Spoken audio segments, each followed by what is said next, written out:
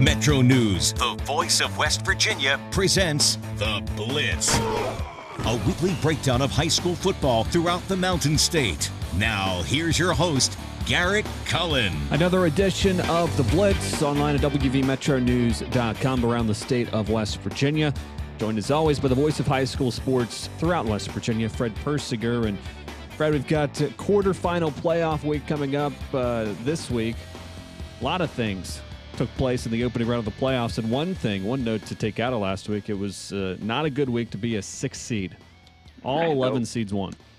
You're right. It was a good week to be number 11. In fact, of the games played last week, we had 25% upsets, 6 of the 24. And as you mentioned, 11, all won. So, and it wasn't really good to be number 8 either, because number 8, they didn't do so well as far as AAA and AA. So, you know, it's one of those things. Sometimes it happens, and I think some of those games, though, were predictable. I think we both went into it knowing that South Charleston was playing as good as football as anybody in the state. I think in all situations, you know, it was just the better team played better that night. Yeah, and you had Herbert Hoover then in AA beating James Monroe in a shootout 55-40, and a lot of folks did point to that St. Mary's Buffalo game. We talked about it last week. That was a tough draw for Buffalo, undefeated on the year. Their schedule strength wasn't quite there at the top. Obviously wasn't, as they were undefeated and still a number 6 seed, and St. Mary's came in, had the big lead 23-7. Give Buffalo credit, though, for fighting in that game. They came back, made it a game late, and missed a failed on a potential 2-point try that would have tied the game in the fourth quarter. But St. Mary's survives 23-21, and they're on to the quarterfinals. Let's go ahead and break it down class by class for the quarterfinals coming up this week. You've got 7 games on Friday night, 3 on Saturday afternoon, 2 more games on Saturday night. And AAA, Fred, I'm going to jump right to Point Pleasant and Huntington, and it's a Point Pleasant team that's 11-0 on the season, had a comfortable win over Musselman, 54-14 in the opening round. Cody Mitchell was terrific again, 7 touchdowns for him. You'll look to Huntington, their losses on the year, Capital and Cabell Midland. Deion Jackson's Mr. Everything for them. They've got a nice quarterback as well in Jalen Attaway.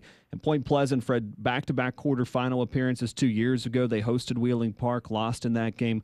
Last year they were on the road at Martinsburg, lost in that game. And every game this year for Point Pleasant, Cody Mitchell has been the best player on the field. Now, he might be the best player on the field again against Huntington, but there's no doubt that Huntington is closer in that gap. They've got a lot of playmakers themselves, and that defense for Huntington's been pretty good so far of late. Don't think it's any secret that this will be the best team Point Pleasant has seen all year long in Huntington. Defensively, Billy Seals Ball Club just goes out and plays great football. Now, the only thing, and I talked with Billy Seals earlier this week, that he is concerned about is the fact that Point Pleasant is averaging 61 points a game through their first 11 games. The key is they're only giving up 9 points average. So obviously David Darst has a pretty good defensive ball club as well, and that's the thing that concerns Billy Seals first and foremost. And he said, hey, our kids are going to have to be ready to play. I expect them to be ready to play. I expect them to be just as focused as they were against George Washington, because George Washington, you and I both know, with Nunu Miller and that crew, they had a very solid offensive ball club, and yet you saw what Billy Seals and the Huntington Highlanders did to them. So I think it's defense against a very powerful offense, and you can't look past the defense of Point Pleasant.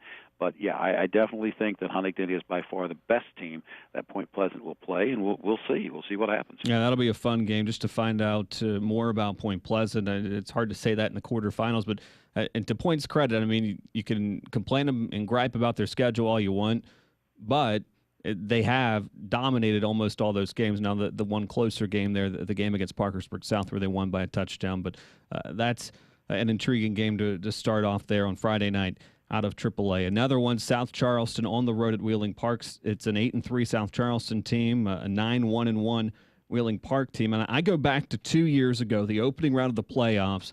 These two teams met. It was a 12-seed South Charleston, a 5-seed Wheeling Park. Park won at 55-34. Savion Johnson, a young Savion Johnson, 195 yards and 4 touchdowns. He had a young Kentre Greer as well. He had nearly 400 yards of total offense as South Charleston got down big and then put up a bunch of points in that second half to close the gap a little bit. Still ended up being a 55-34 game. But those two teams, those players, some of the core players for both of these teams, we've seen them grow up from that game 2 years ago. And now both of them right there in the title mix in Class AAA, and they've got a quarterfinal matchup coming up this week.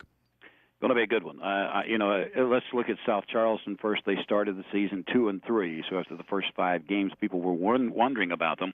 Well, they've since won 7 in a row, and the key is they've got healthy.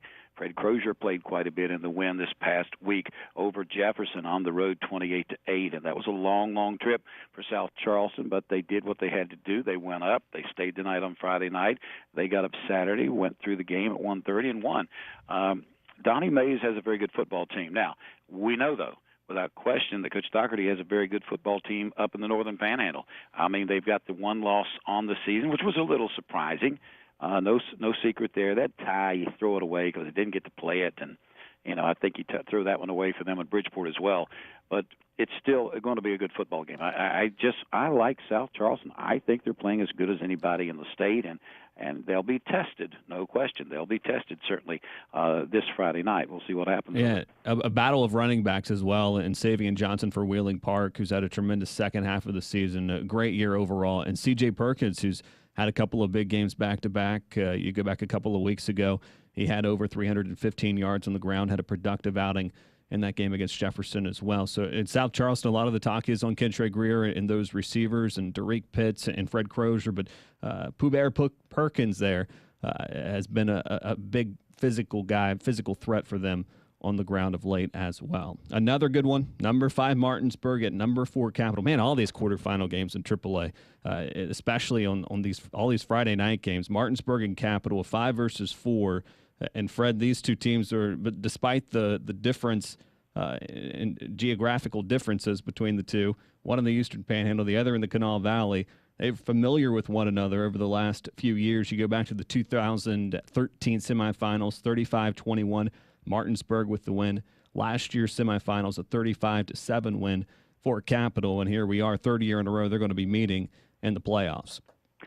Martinsburg will make the farthest trip of anybody in the quarterfinals, regardless of class, 305 miles. And true to his word, Dave Walker said he will play on Friday night, and that's when he's going to play. A little surprising, but that's what he wants to do. He wants to keep things as normal for his young team as possible.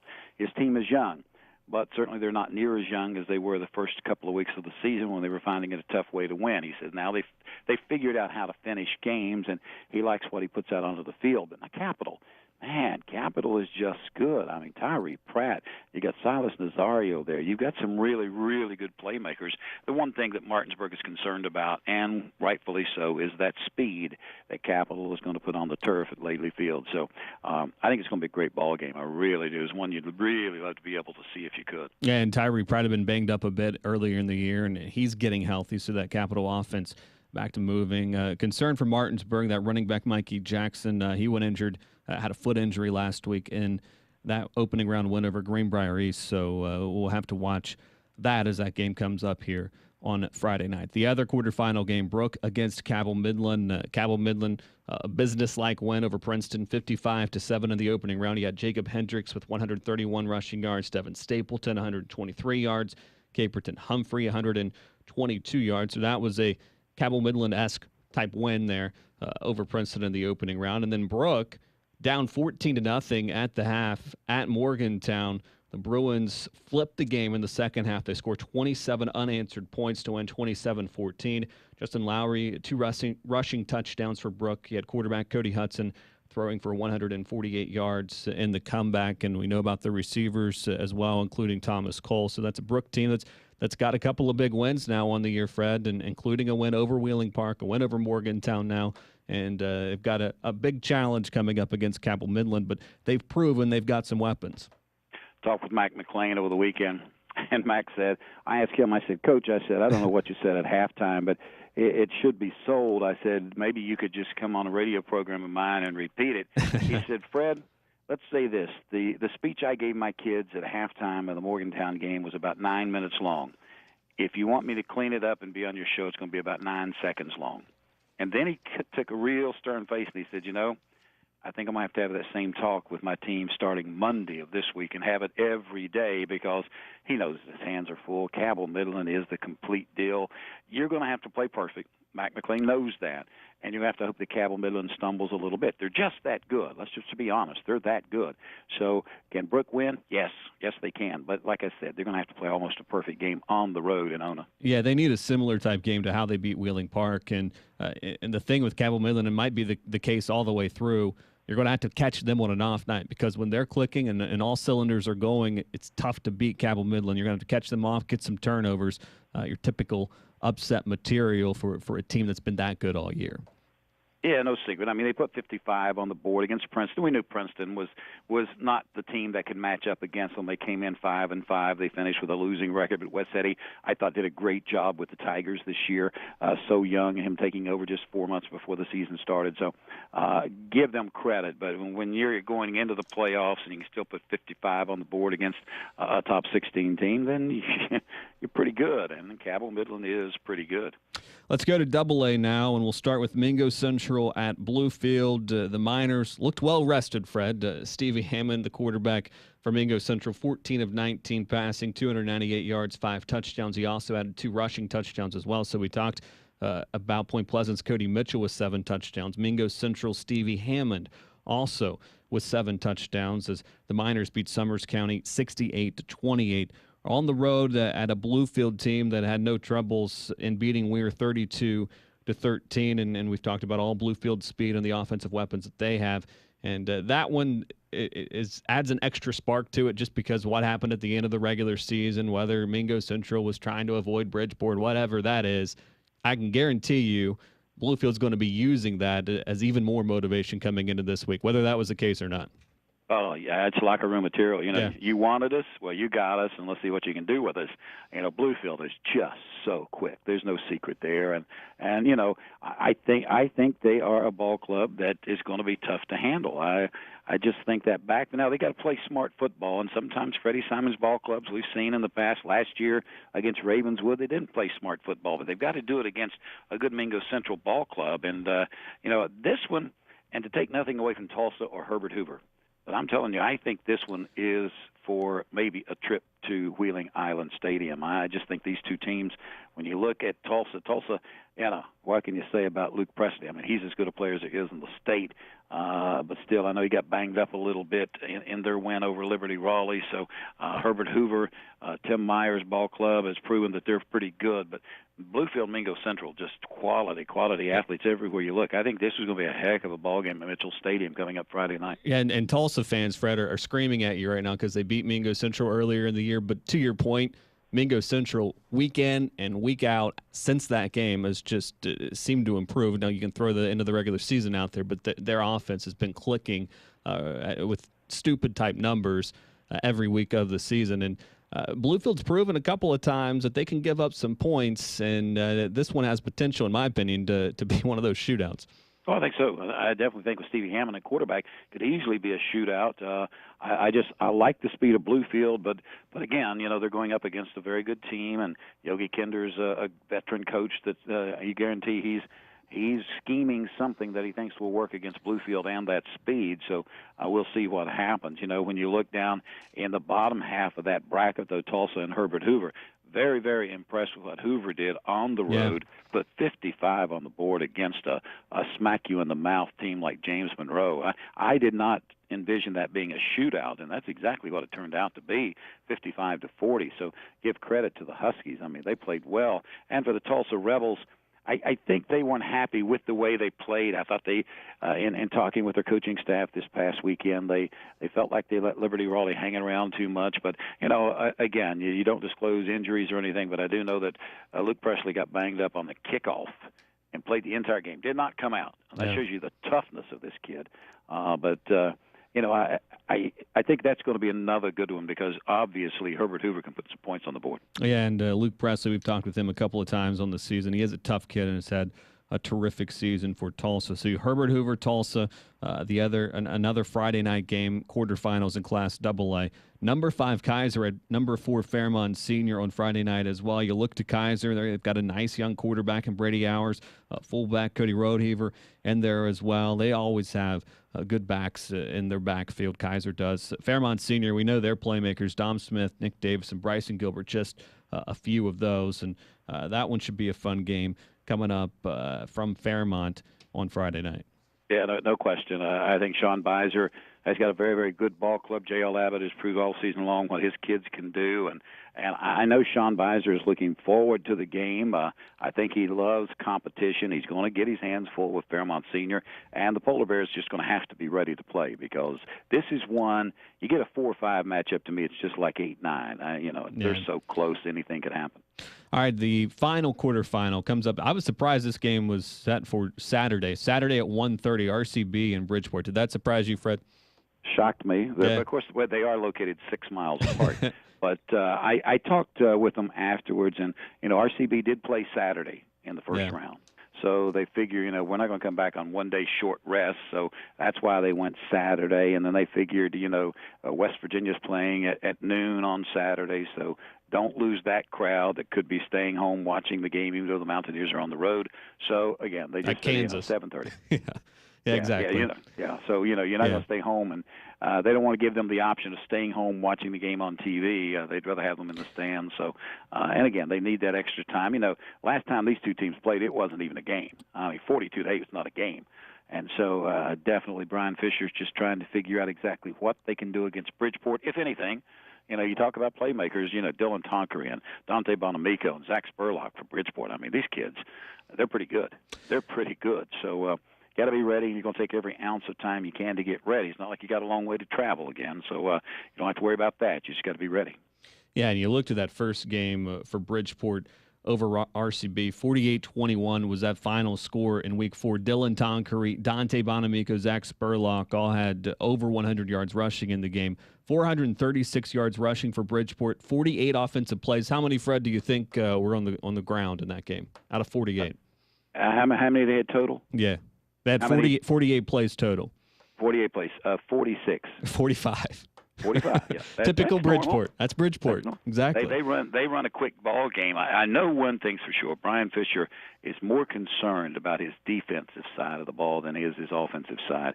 He told me, I can't give up 48 points and win. We know that. So that's what they're really going to work on this week. All right, let's go to Single A now. You only have one game on Friday night, and that's a rematch from a game just a few weeks ago in the regular season. Number 11, St. Mary's, will be on the road at number 3, South Harrison. That was a 20-13 South Harrison win back in Week 9. The Hawks, a 53-12 win over Valley Wetzel in the opening round, and we talked about St. Mary's beating Buffalo on the road 23-21. So we've got a rematch of two teams that had a pretty good game first time around. Yeah, and I don't know which one wins. I really don't. St. Mary's is playing extremely good football. South Harrison, certainly. The Hawks are playing great football. I think this is just going to be a classic game Friday night.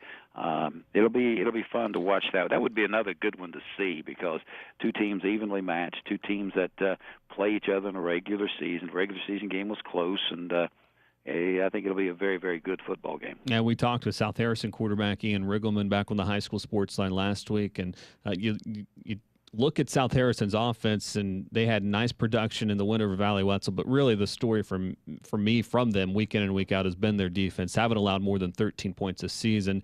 They gave up just 13 in their one loss. That came to Tyler Consolidated. So South Harrison and St. Mary's, the Friday game in Single A. You look to two Saturday afternoon games at 1:30. Number 7, Wheeling Central is at number 2, East Hardy. Also number 12, Tug Valley, with the trip over to the Eastern Panhandle to take on number 4, Moorfield. Your take on these two games, Fred? I looked to Wheeling Central, East Hardy. Just back a few years ago, 2012, they met in the opening round, and it was a game that turned some heads. East Hardy won 60-34. So Wheeling Central making the trip over to East Hardy. It's a Central team that got out of its opening round with a 42-28 win. And then East Hardy had to come from behind, down 20-0 to Bishop Donahue. Had come from behind to win late 23-20. Talked with Mike Young of Wheeling Central on Sunday, and he said, obviously, you get them down, you better do something to keep them down, because just in that comeback that they pulled against Bishop Donahue, you know that's a team that doesn't quit. He's concerned. He's concerned about the travel. It's a long trip on a bus for these kids, and he's concerned about that. He's also concerned about the fact that East Hardy, they came away with a ton of confidence after that game against Bishop Donahue. So this will not be an easy ball game for Wheeling Central Catholic, and Mike Young knows that. East Hardy, they just, for whatever reason, the coach said, came out in a funk in the first half, and he said they just could not get anything going. Everything went wrong. But then in the second half, they played the same way that's made them the number 2 seed in this tournament. So I think it'll be a good one. I think if Wheeling Central makes the trip okay, it could be a very close football game. And you looked at that Tug Valley-Moorfield game. Moorfield last week will Schoonover in a 42-20 win over Meadow Bridge. Schoonover had 169 yards, 6 touchdowns on 30 carries. He eclipsed the 2,000-yard rushing mark on the season. Quarterback Shane Myers also 117 yards on the ground in that win. Tug Valley, a team that had high expectations coming into the year, a semifinal appearance from last year, had a couple of midseason losses. You almost forgot about them a little bit towards the end of the season. They lost a close game to Man, but then they got revenge in the playoffs, a game that mattered even more as Tug Valley beat Man 38-28. They had a 22-0 lead, had to hold on for that 38-28 win. So Tug Valley trying to make a second straight semifinal appearance. A difficult task on the road against a Moorfield team that's been terrific all year as well. The final game in Class Single A, Fred, Williamstown at Magnolia. That's our Saturday night game, and so much build up to this one at the beginning of the season. That was back in week 2, a 21-14 win for Magnolia, and Williamstown since lost to St. Mary's, but they've won every other time out. Magnolia has won every game they come in at 11-0, so that's a big showdown on Saturday night. Yeah, and I think you forget about what happened in week 2 of the season. That was so long ago. Terry Smith knows, though, his ball club's got their hands full. Nobody's been able to touch Magnolia so far this year, and Magnolia's got an awful lot of confidence, and rightfully so. You come in at 11-0 into the second round, and you should have confidence. So, but Williamstown, they've been there before. They know how to handle this quarterfinal round pressure. They know what it is to go on the road. So, we have a lot of really good games in the second round this weekend. And we'll have all the scores Friday and Saturday. WVMetroNews.com will be talking with coaches and players, looking ahead of those games as well on Wednesdays. Metro News High School Sports on. That's from 7:06 until 9 o'clock. Continuing coverage all week long, WVMetroNews.com. For Fred Persinger, I'm Garrett Cullen. Thanks for watching The Blitz.